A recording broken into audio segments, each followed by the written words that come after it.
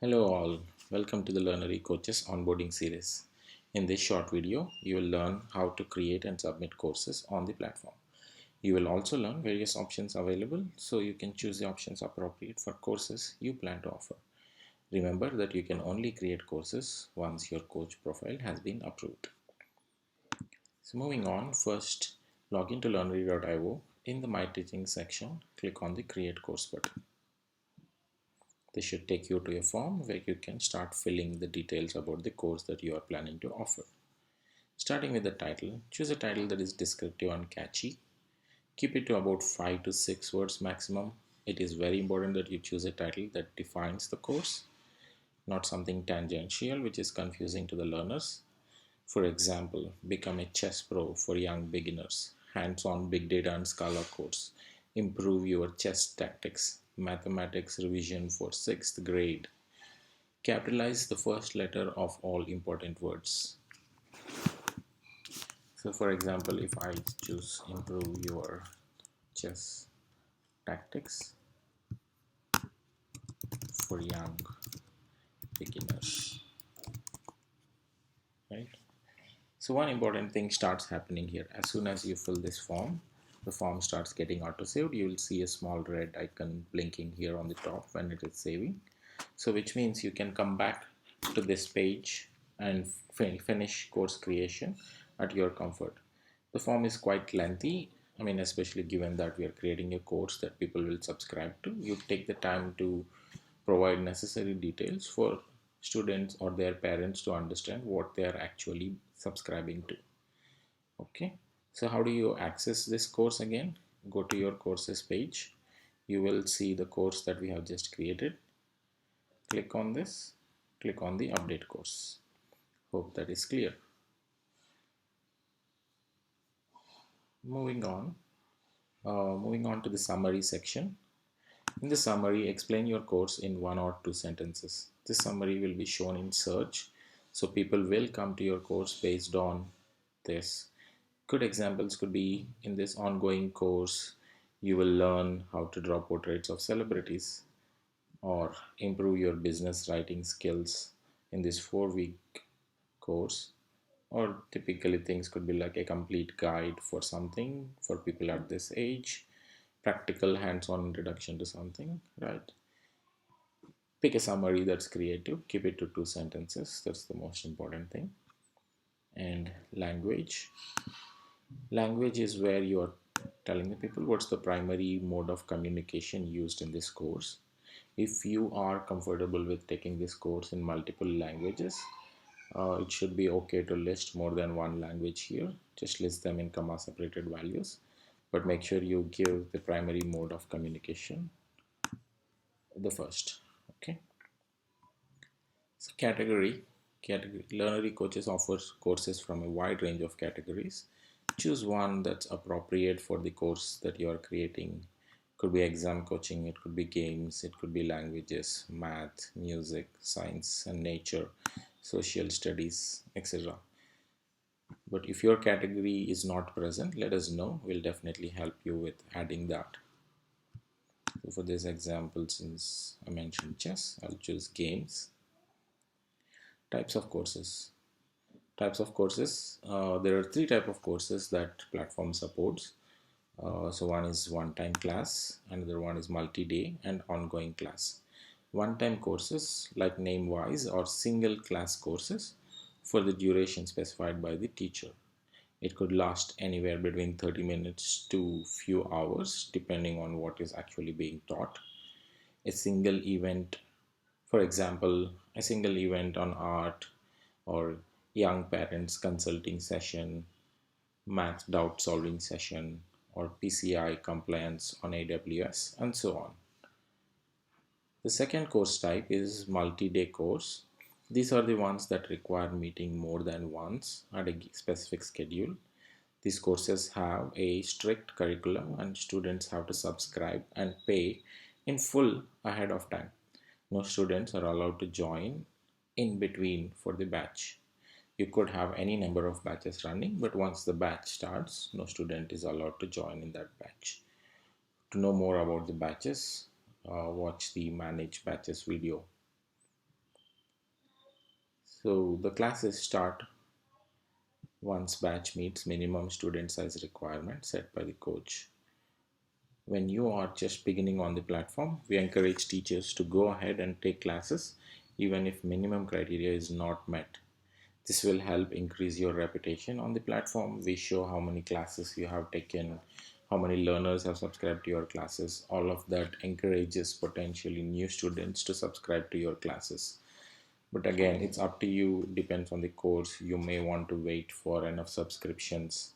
But if you do plan to postpone the batch, remember to communicate this to the already subscribed learners. Some example courses for this would be like a 6-week course on big data and Scala, like a 12-week course for introduction to chess for young learners, and so on, right? The last and the final type is ongoing course. These have a specific weekly schedule. Students can join anytime based on availability.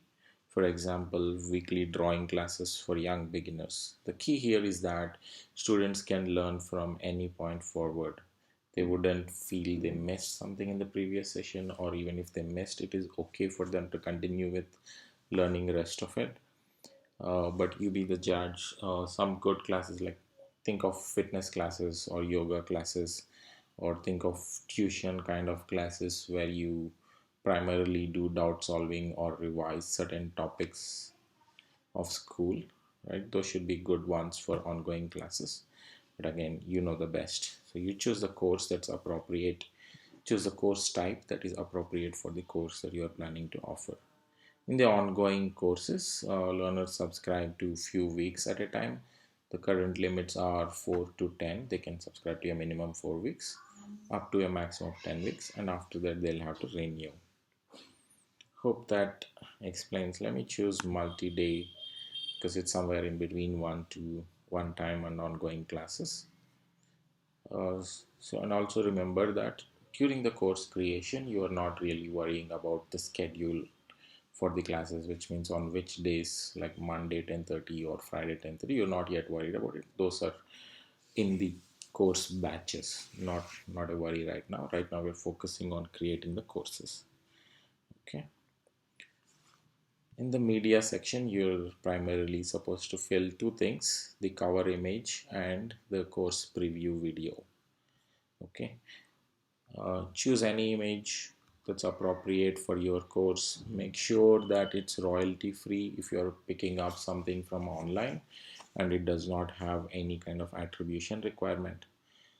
But if you do want a good place to find images, you can check out canva.com. That's canva.com.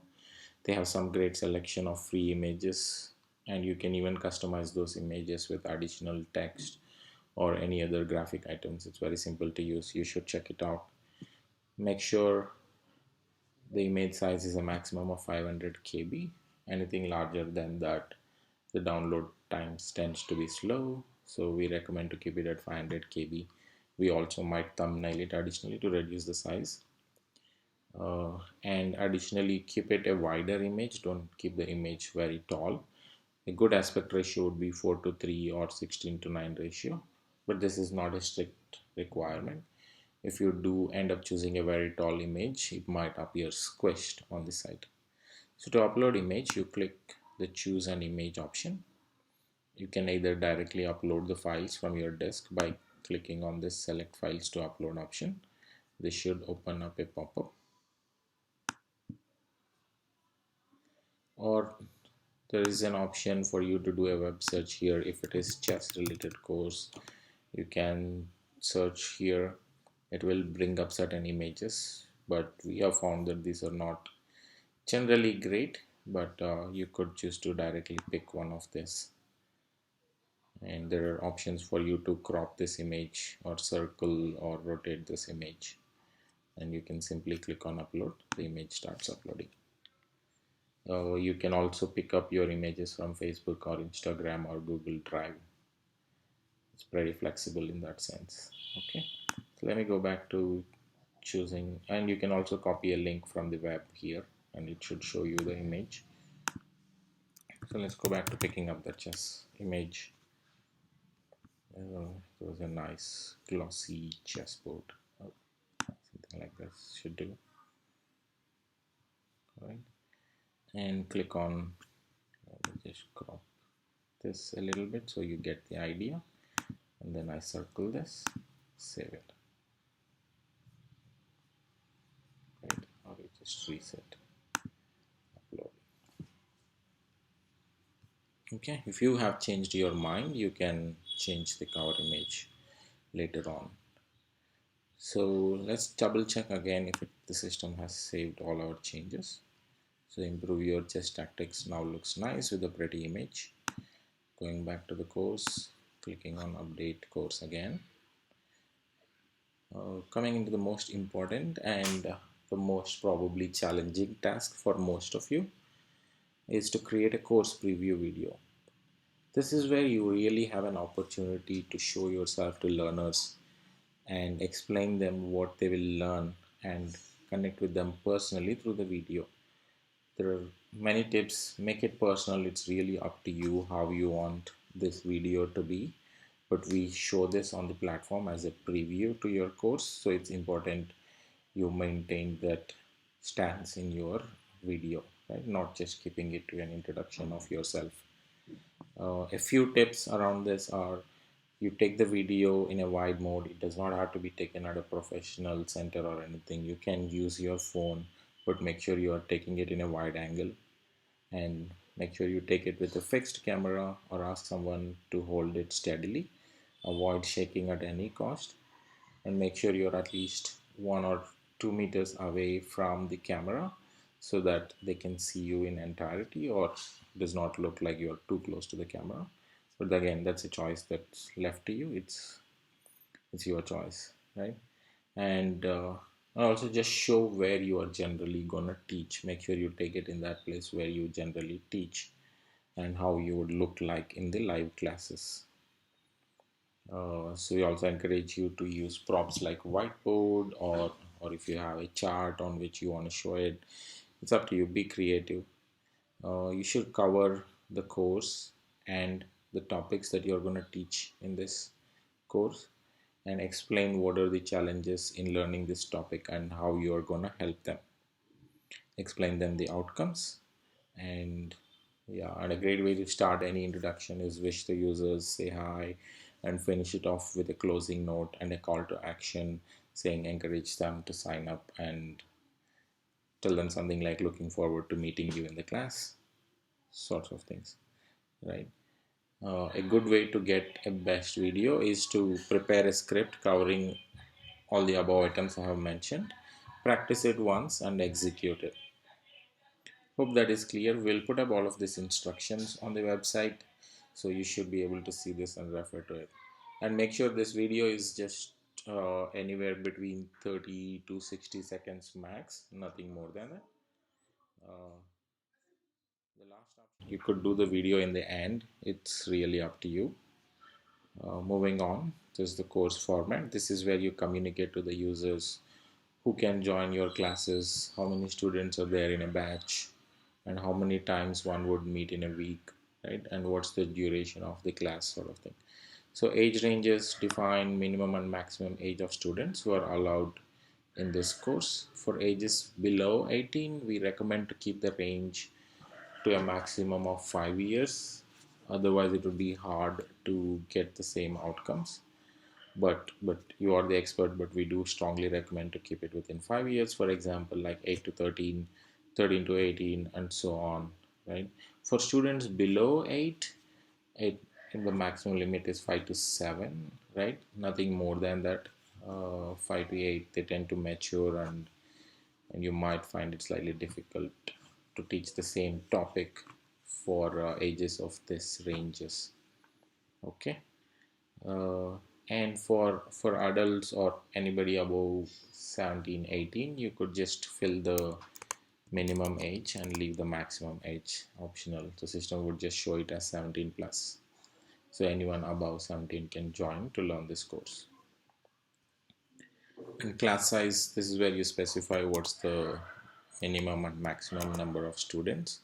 are allowed in each batch. We encourage you to keep the class size 10 maximum for young students, for anybody under 15, and for anyone higher you can go up to 15 at this time. The duration of the course, obviously the options for duration vary based on the type of the course. You will see one or all of these three fields depending on the course type you have chosen. Minutes per meeting, how many minutes per meeting, you specify what's the class duration, right? We recommend to keep it little less than an hour or little less than half hour so that you get that break for the next class to join on time, right? So don't put it exactly 60 minutes and schedule two batches. So leave it little less than the top of the hour, right? And how many classes per week? Name wise, you enter number of classes per week on a regular schedule. So this course I want to take 2 classes per week and with a duration of 55 minutes per meeting, and this will last for 2 weeks in total. Okay, so but if you do change the course type for one-time class, obviously there's only the class duration that is applicable. But if you're choosing ongoing class, there's class duration and how many classes per week, but how many weeks is not an option. Okay, hope that is clear. Moving on, course details. Yes, this is where you would spend a significant amount of time explaining what the students will learn, what's the description of the course, and what are the requirements. Let me give you a small brief on what we expect these to have. We can always exceed our expectations. So, what will students learn? What will students learn? Think of this as a newspaper headline section listing the most important outcomes. Write one outcome per line. Use star or greater than or hyphen as a prefix for each line so they look nice. Some common phrases to begin your sentences with are listed here. But again it depends on the course, so let me read it. Master something, for example, master something from beginner to advanced, build a solid foundation on X, harness the full power of something, maintain something big in a bigger system, right? Impress your boss, right? It really depends on the course that you're teaching. So when I say hyphen and greater than, it should be like this, right? Master chess, beat strong opponents in chess, right? So we encourage you and strongly recommend to list at least a two, right? At least, sorry, list at least 2 to 3 outcomes. Description is where it's free form and you'll have to talk about what exactly happens in the class. Think of this as class experience. So you list down in detail what is this about, how will you go about teaching in these classes, what topics you will cover, how your classes will be different and better, and if they're aligning to any certification, talk about that certification and how you're going to help them get that certification. And if there is any other free form notes that you would like to specify, feel free to put it here. We expect that you would write at least 2 paragraphs explaining the course, and regarding the topics, whether you have to mention here or not, there is a separate section to specify the curriculum only for multi-day courses. For ongoing and one-time class, description field is pretty much what you have. You have to list everything in here. Okay. Then requirements. Requirements is where you're again listing one in each line. Who are the targeted learners? What should they know before? What tools, software, or supplies, if at all, they need before joining your classes, right? So you could say you should know how to play chess, right? Your rating should be at least 1400 plus, right? Something similar to this, and depending on what your course is. Welcome message. This message will be sent to the subscribers when they do subscribe to your course. Thank them for subscribing and just tell them how you plan to empower them in your own words, and tell them you're looking forward to meet them in your own words. Be creative here. Curriculum option only appears for multi-day courses. So this is where you would list the topics or chapters or sections depending on what industry you're coming from, right? So you list one topic each, and for whatever number of topics are relevant for these courses, you can list all those topics. In the topic, you are writing about what's the topic, like introduction to chess, right? And in this description field, you'll explain, in this class we'll cover all the basics of chess. You will know how you learn how to play, what are the rules of the game, right, etc., etc., and so on, whatever is relevant for your course. Yeah, make sure you write at least one or two sentences for the description. And the last thing is the number of classes for this topic. Say for example, so in this case, let me go back a second. So we are doing 2 classes a week, and for 2 weeks, so totally there are 4 classes, right? So I could have 2 classes focused on chess openings, right? Learn all standard chess openings, right, including English, Spanish, etc., right? And I want to take this topic. So you add this topic, the topic gets added here, and I want to add second topic, which is middle game strategy, right? Learn how to build your pieces.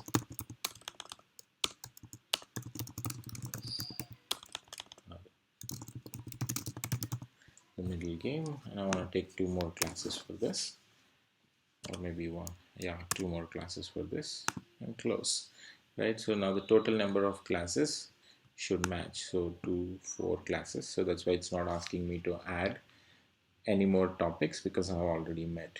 But if you have made any error, you could always go and edit it and save it. Okay, so hope things around curriculum are clear. So moving on, pricing section. If you are not already familiar about how Learnery works, we primarily work based on revenue sharing model. So which means our interests pretty much align. So we only earn when you do earn, when eventually the students subscribe to your courses. Okay, and so you define here the price for the course. So it depends on what type of course. Again, what you should enter varies. For a multi-day course and one-time course, you are listing here the price for the entire course, right? Say for example, I want to do 400 for the entire course. So this is for all the classes put together. For an ongoing type of course, it'll ask you to list price per week. So you list the price per week. Okay, and we have a nice breakup of what happens based on the number that you have put. So how much would you actually end up earning, right? So also make sure this price is inclusive of taxes and 25% learnery fee. So the listing price for the learner is 400 rupees. Original price back calculated applying the 18% GST is 338. 338.98, 18% of it would be 61. The sum of it would be 400 rupees.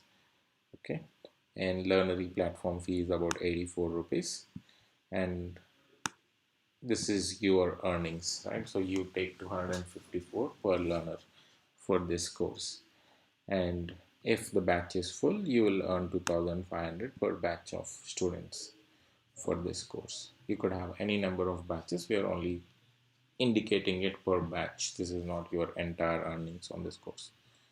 Okay, and we also have an the platform fee also varies based on who is subscribing to the course. If you are bringing your own students, it's only 10%, and we might also run promotions time to time to reduce this and encourage teachers to create more courses, but we'll let you know about this. But at this time it's 25% and 10% depending on the learner. Okay. For him, yeah, we have covered most of this. Moving on to the final one, the refund policy. So again, we give the flexibility for the coaches to define what refunds they want to allow. There are currently two options, limited and flexible. Limited is a refund until a week in advance of the classes starting or within 12 hours of purchase. Okay, so there's no refund once the first class starts, even if the student does not show up for the first class. The second option is flexible, a full refund until a week, just like the limited option. However, if a student would like to leave in between, we can give a prorated refund based on number of remaining classes. So for this, the coach will of course have to approve that there is a valid reason for student to leave and you would like to give the refund. The students can raise a refund option. Okay. But again, what you want to do is completely up to you. But in the beginning, keeping it flexible might encourage students to take up your courses. Okay. So once this is done, you submit your course. We check spelling, grammatical mistakes, and policy compliance. We make sure you're charging appropriately or you're not underquoting, right? Or the text meets the standard that we have in place. We might also check whether the image is according to the format. So we will get back to you once you submit the course. And in case if your form is not submitting and if you're not clear which field you have not filled, you can always click on this button which will show you the video link or summary. I haven't filled the class experience, I haven't filled the refund policy. So that's all there is for now.